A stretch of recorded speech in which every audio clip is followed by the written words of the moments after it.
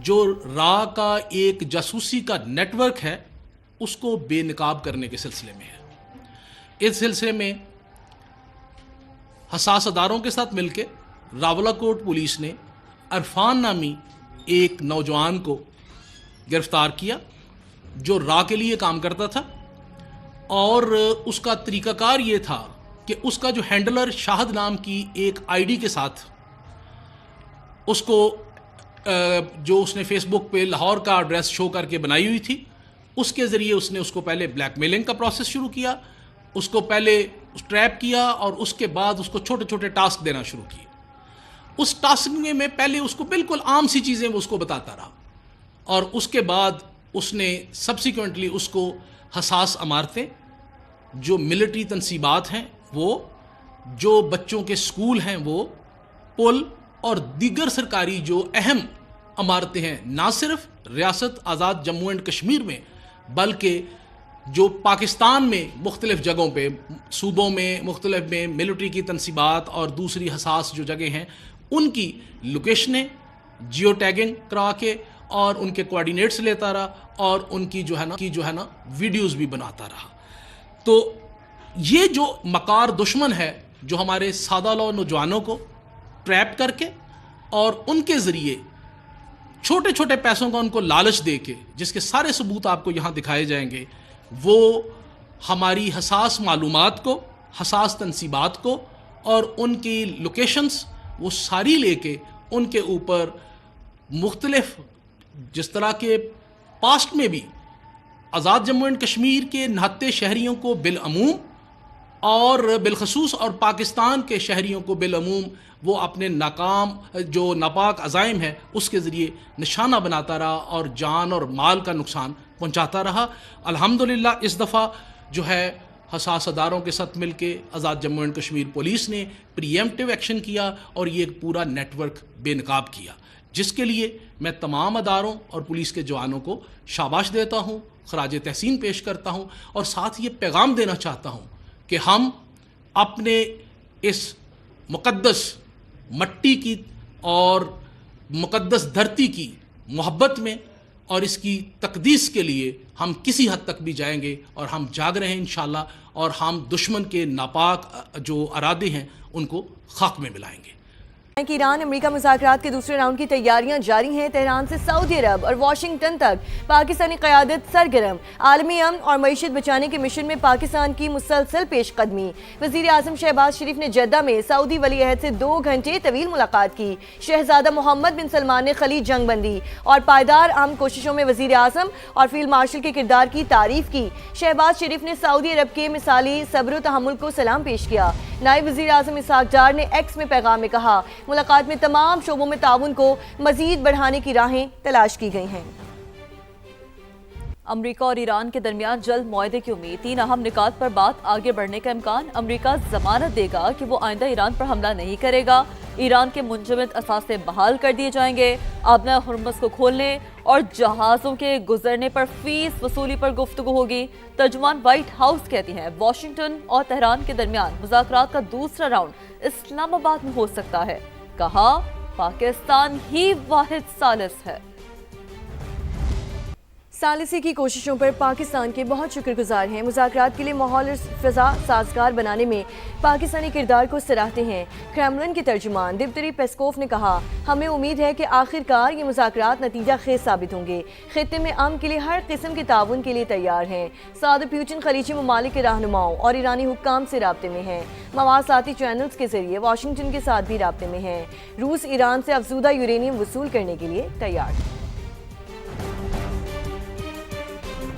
چینی وزیر خارجہ وانگ یی کی ایرانی ہم منصب سے ٹیلیفونک گفتگو کی تفصیلات جاری۔ چینی وزیر خارجہ نے کہا وہ جنگ بندی کی کوششوں کی مکمل حمایت کرتے ہیں۔ آبنہ ہرمز میں جہاز رانی کی آزادی یقینی بنانے کا مطالبہ کرتے ہیں۔ آبنہ ہرمز میں ایران کی خود مختاری اور سیکیورٹی کا احترام کیا جانا چاہیے۔ معمول کی بحری سرگرمیوں کی بحالی آدمی برادری کے مفاد میں ہے۔ چینی وزیر خارجہ نے کہا خطے میں کشیدگی کم کرنے کے لیے کوششیں جاری رکھیں گے۔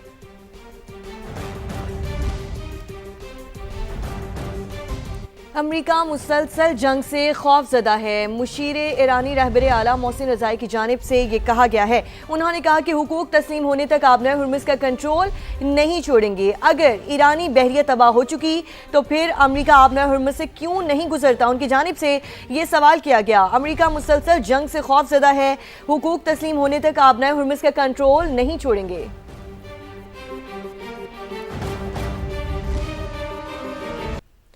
ڈالر موصول ہونے سے ملکی زر مبادلہ ذخائر میں یکدم بڑی کمی کا خطرہ ٹل گیا۔ سعودی عرب سے 2 ارب ڈالرز کے ڈپازٹ موصول ہو چکے ہیں۔ اسٹیٹ بینک نے سعودی عرب سے 2 ارب ڈالر موصول ہونے کی تصدیق کر دی۔ پاکستان کو رواں ماہ ہی یو اے ای کو 3.5 ارب ڈالر ادائیگی کرنی ہے۔ یو اے ای نے اپنے ڈالر ڈپازٹس رول اوور کرنے سے انکار کیا تھا۔ پاکستان نے رواں ماہ یورو بانڈ میچورٹی کی مد میں بھی 1 ارب 20 کروڑ ڈالر ادا کر دیے تھے۔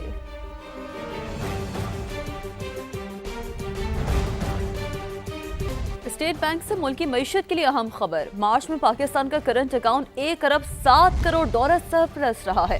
یورو بانڈ کی ادائیگیوں مشرق وسطیٰ میں جنگ کے باوجود ملکی کرنٹ اکاؤنٹ سرپلس رہا ہے۔ بات کریں گے رضوان عالم نے جوائن کیا ہے۔ رضوان، یہ تو بڑی ایک دلچسپ خبر ہے کہ مشرق وسطیٰ میں جاری جو صورتحال ہے اس کے باوجود بھی کرنٹ اکاؤنٹ مسلسل دوسرے مہینے بھی سرپلس رہا ہے۔ بالکل، دیکھیں توقع نہیں کی جا رہی تھی کہ اس بار کرنٹ اکاؤنٹ ہمارا سرپلس رہے گا، لیکن مسلسل دوسرا مہینہ ہے کہ ہمارا کرنٹ اکاؤنٹ سرپلس رہا ہے، اور نہ صرف سرپلس رہا ہے بلکہ سگنیفیکنٹ اس میں اضافہ ہوا ہے فروری کے مقابلے میں۔ فروری میں صرف 2 کروڑ 31 لاکھ ڈالر سرپلس تھا، اور مارچ میں پاکستان کا کرنٹ اکاؤنٹ جو ہے وہ 363% بڑھ کے فروری کے مقابلے میں 1 ارب 7 کروڑ ڈالر سرپلس رہا ہے۔ اس کے باوجود کہ مشرق وسطیٰ میں جنگی صورتحال ہے اور پاکستان کی برآمدات جو ہے پچھلے 2 مہینوں میں کم ہوئی ہیں اور ریمیٹنسز بڑھے۔ بہت شکریہ آپ نے اپڈیٹ کیا۔ آبنائے ہرمز کی مکمل ناکہ بندی کے بعد تیل کی قیمتیں ایک بار پھر بڑھنا شروع ہو چکی ہیں۔ عالمی منڈی میں امریکی خام تیل 91 ڈالر سے اوپر چلی گئیں۔ اسی طرح برطانوی برنٹ کروڈ بھی 94 ڈالر سے زیادہ پر ٹریڈ کر رہا ہے۔ ایشیا سٹاک مارکیٹ میں بھی تیزی کا رجحان جاری ہے۔ ٹوکیو سٹاک مارکیٹ کے انڈیکس میں 2.25% اضافہ ریکارڈ کیا گیا۔ جنوبی کورین سٹاک انڈیکس میں 1.78%، ہانگ کانگ سٹاک مارکیٹ میں 1.38% اضافہ ہوا۔ ملیشیا، تائیوان اور شنگھائی کے سٹاک مارکیٹس میں بھی تیزی کا رجحان اس وقت جاری ہے۔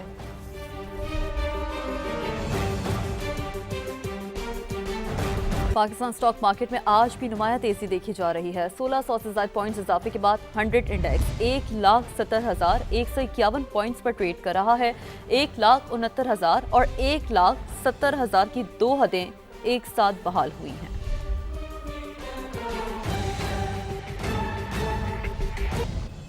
آگے بڑھیں اور آپ کو بتائیں کہ امریکی سینٹ میں ایران پر مزید حملوں کے لیے کانگریس کی پیش کی اجازت کی قرارداد مسترد کر دی گئی۔ 47 ووٹوں کے مقابلے 52 ووٹوں سے قرارداد مسترد کی گئی ہے۔ امریکی سینٹ نے اسرائیلی فوج کے لیے امریکی بلڈوزرز کی فراہمی روکنے کی قرارداد بھی مسترد کر دی۔ برنی سینڈرز کا کہنا ہے کہ قرارداد کی حمایت 11 اراکین سے بڑھ کر 40 ہو چکی ہے۔ امریکی عوام انتہا پسند نیتن یاہو کی حمایت نہیں کرتے۔ جنگ مجرم کو بلینک چیک نہ دیا جائے۔ ٹرمپ انتظامیہ کو 2 ہفتے میں ایران کے خلاف جاری آپریشن ایپک فیوری کی کانگریس سے منظوری لینا ضروری تھی۔ 1973 کے جنگی اختیارات کے امریکی قانون کے تحت کانگریس سے منظوری نہ لینے کی صورت میں امریکی صدور کے ساتھ 60 دنوں کے بعد فوجی کارروائیاں ختم کرنا ہوتی ہیں۔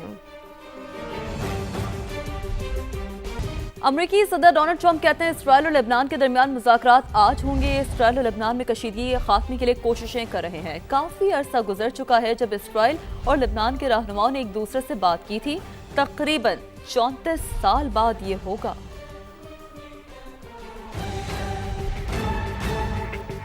خبروں کے سلسلے کو آگے بڑھاتے ہیں۔ لاہور سمیت مختلف شہروں میں غیر اعلانیہ لوڈ شیڈنگ نے شہریوں کی زندگی اجیرن بنا دی ہے۔ لاہور میں انڈسٹری کو بھی روزانہ 2 سے 3 گھنٹے بجلی بندش کا سامنا ہے۔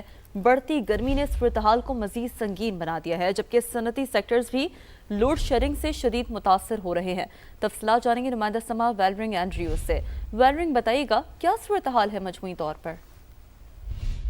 जी बिल्कुल, शहर लाहौर में दर्जा हरारत बढ़ते ही गर्मी की शिद्दत में इजाफा हो गया है और जैसे ही गर्मी बढ़ी है लाहौर के अंदर तो देखा जा रहा है कि लोड शेडिंग का दौरानिया है उसको भी बढ़ा दिया गया है और देखा जा रहा है कि लाहौर के मुख्तलिफ इलाकों के अंदर एक दिन के अंदर 10 से 12 घंटे की लोड शेडिंग की जा रही है, जिसके बायस सार्फिन खासे परेशान दिखाई दे रहे हैं। अब लोड शेडिंग के अंदर जो सनती सेक्टर है उसको भी शामिल कर लिया गया है और अब देखा जा रहा है कि जो इंडस्ट्रीज़ है वहाँ पर भी दो से तीन घंटे की लोड शेडिंग की जा रही है। जब हमारी शहरियों से बात हुई तो उनका यही कहना था कि ना तो हमें दिन का चैन मुयसर है और ना रात का सुकून, और उनका यही कहना था कि हम गवर्नमेंट से यही रिक्वेस्ट करते हैं कि लोड शेडिंग के अंदर कमी की जाए ताकि आसानी दोबारा से अपनी नॉर्मल रूटीन पर आ सके। इस्लामाबाद पुलिस पर मुबैना तशद्दुद और जलाओ गिराओ के मुकदमे की समाअत। गिरफ्तार मुलजिमा सनम जावेद के वकील दलाइल के लिए इंसदाद दहशतगर्दी अदालत लाहौर के रूबरू पेश ना हुए। अदालत ने समाअत 21 अप्रैल तक मुलतवी करते हुए वकला को दलाइल के लिए तलब कर लिया है।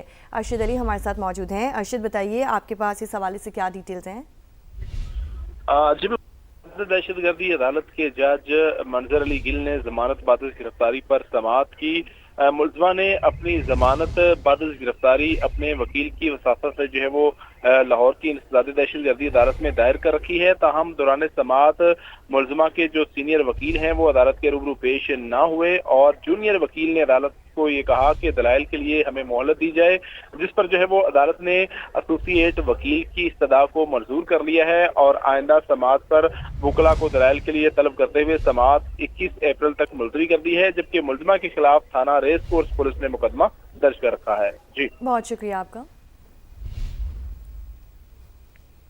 वज़ीर आला पंजाब मरीम नवाज ने 10 अजला में नई इलेक्ट्रो बसें चलाने की मंजूरी दे दी है। पब्लिक ट्रांसपोर्ट और जदीद सफरी सहूलियात के मनसूबों से मुतालिक जायजा इजलास में बताया गया कि फ्री ट्रांसपोर्ट प्रोग्राम के तहत 21 रूट्स पर 1.25 लाख से जायद मुसाफिर मुस्तफीद हो चुके हैं, जबकि 3560 बस ट्रिप्स मुकम्मल किए जा चुके हैं। हुकाम के मुताबिक रवा माह 100 इलेक्ट्रो बसें, मई के बस तक 350 और जून के आखिर तक मजीद 264 बसें पंजाब पहुंच जाएंगी।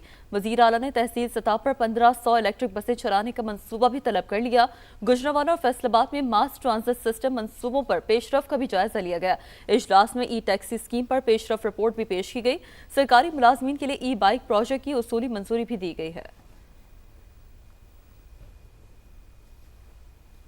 तहरीक इंसाफ के सेक्रेटरी जनरल सलमान इकरम राजा एक बार फिर अलीमा खान के खिलाफ फट पड़े। कहा, मैं किसी से डरता हूँ ना पार्टी में किसी के ताबे हूँ। समा के नुमाइंदे टिका खान सानी से गुफ्तगू में कहा, सड़कों पर जब आना हुआ तो ज़रूर आएंगे, ताहम हुल्लड़बाजी नहीं करेंगे।